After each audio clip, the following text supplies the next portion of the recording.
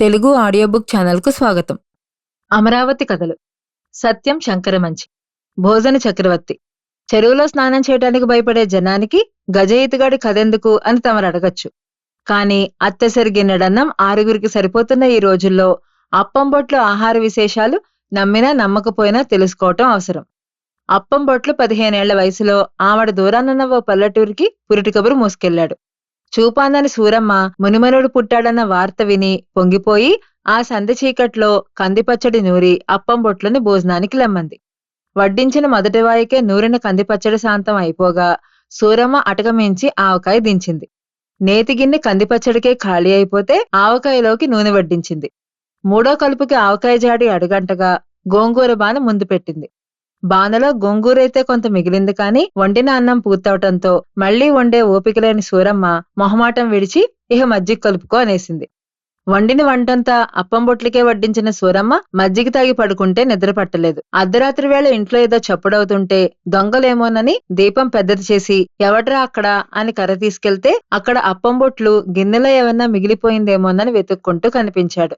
సూరమ్మ, నువ్వట్రా పిచ్చి సన్నాసి, ఆకలేస్తోందిట్రా అని అప్పటికప్పుడు పొయ్యి రాజేసి పిండి కలిపి రొట్టె ముక్కలు పోసిస్తే అవి తిన్న తర్వాత గురకపెట్టి నిద్రపోయాడు అప్పంబొట్లు. మర్నాడు ఉదయం అప్పంబొట్లు ఆకలిరిగిన సూరమ్మ సోలుడి నెయ్యి పోయించుకుని గొల్లని పిలిచి 5 సేర్లు పెరుగు తెప్పించి మానెడు కందిపప్పు వండి అటక మీద ఊరగాయలన్నీ దింపి వేడి వేడిగా అన్నం వడ్డించింది. ఆవకాయ నిన్ననే పూర్తయింది కనుక మాగాయ్ మెంతికాయ ముక్కల పచ్చడి పప్పులో ఒకదాని తర్వాత ఒకటి కలుపుతూ ఖాళీ చేశాడు అప్పంబొట్లు. తర్వాత చింతకాయ పచ్చడి మీదకి లంఘించి చింతగింజలు మాత్రం మిగిల్చాడు. ఆ పైన 5 సేర్ల పెరుగు కలిపి అందులో నంచడానికి కారం పచ్చడి లేకపోతే ఉట్టినున్న ఉసిరికాయ కుండ దింపించి చప్పగా ఉన్న దాంతోనే సరిపెట్టుకుని భోజనం ముగించాడు. సంవత్సరానికి సరిపడ్డ ఊరగాయలు ఒక్క రోజులో తుడిచిపెట్టుకుపోతే పోయాయి గాని పిల్లాడు కడుపు నిండా భోంచేశాడు అని తృప్తిపడింది సూరమ్మ. అప్పంబొట్లు భుక్తాయాసం తీర్చుకుని 4 గంటల వేళ బయలుదేరి తిరిగి అమరావతికి వస్తుంటే ఊరికి ముందు డొంకలో సుబ్బయ్య గారు కంగారు పడుతూ కనిపించారు. ఏమిటా కంగారు అని అప్పంబొట్లు అడగ్గా 5 బస్తాలు జొన్నలున్నాయి, బండి మీద వేసుకెళ్లాలా, ఎడ్లం తోలుకురారా అంటే పాలేరు ఇంకా రాలేదు, వర్షం వచ్చేట్లుంది అన్నారాయన. ఓ సింతేనా అని అప్పంబొట్లు ఉత్తరీయం నడుంకి బిగించి సరాసరి బండి దగ్గరికెళ్లి కాడెత్తి భుజం మీద వేసుకుని సర్రు సర్రున ఊళ్ళోకి లాక్కొచ్చి ఆ 5 బస్తాల జొన్నలు అలవోకగా సుబ్బయ్య గారి వరండాలో పడేసి చేతులు దులుపుకు ఇంటికి పోయాడు. కొంతకాలం తర్వాత సుబ్బయ్య గారు అప్పంబొట్ల తరపున పందెం కట్టాడు. 200 ఆవళ్లు తింటాడని పందెం. గుళ్ళో మండపంలో ఏర్పాటు చేశారు. జనం అబ్బురంగా రాసాగారు. పొద్దుట్నుంచే గారెలు వండి పెరుగులో వేస్తున్నారు. 4 బానల పెరుగు తెప్పించారు. ఆవడంటే ఇప్పటికాలం ఆవిడ, ఒక్కొక్క ఆవిడ దోసెడు వెడల్పు, 2 అరచేతుల మందం. 4 గంటల వేళ అప్పంబొట్లు స్నానం చేసి మండపం దగ్గరికి వచ్చేసరికి జనమంతా గుమిగూడు ఉన్నారు. మండపం మధ్యన బాసిపట్టు వేసుకుని పక్కకు చూస్తే 4 గంగాళాల్లో మెంతి పెరుగుల్లో తెలుతున్న ఆవళ్లు కనిపించాయి.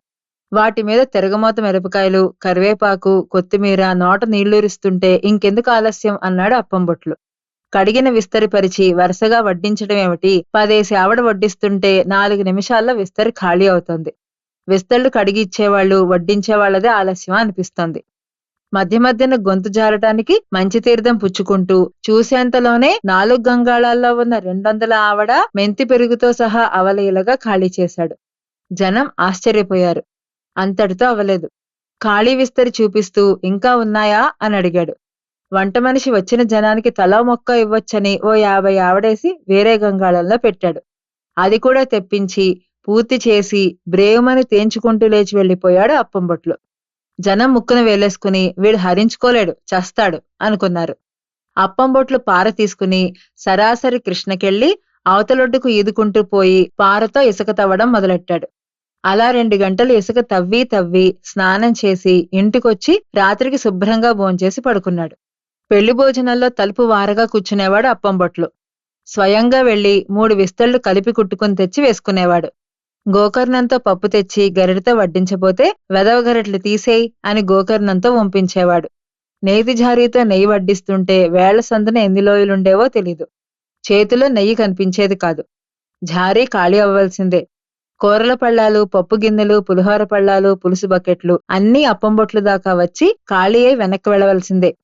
ఆఖర్న లడ్డూల బుట్ట వస్తే గాలి కోసం ఉస్ అన్నట్లు ఎంగిరిచేయి జాడించి ఆ చెయ్యి బుట్టకు తగలగా అంటైంది ఇంకెందుకు పనికొస్తాయి అని బుట్టడి లడ్లు విస్తట్లో వంపించుకునేవాడు. అలా సాగిపోయిన అప్పం బొట్లు ఆఖరి దశలో కరువొచ్చింది. పెద్దవాడైన జఠరాగ్ని తగిన జిహ్వ చావలేదు.